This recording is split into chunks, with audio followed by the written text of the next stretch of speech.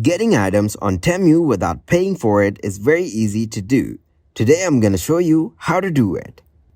First of all, open up the Temu app. Then tap on U from the bottom bar.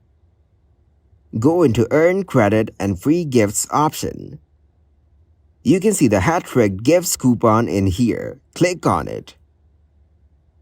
Tap to start the game to get your gifts. After you spin, if you win the grand prize, all of your gifts will be free. Then, see how many gifts you can win. Open up your gifts and you can get the chance to select any items from Temu and you will get it for free without paying anything. Once you open all of your gifts and select all the items you want, tap to collect all cards to claim 4 free gifts. Then keep tapping on Collect and get every gift for free. Collect all of your items and click to continue. Now tap on Copy Code from here. Then you will be able to get items for free without paying for it.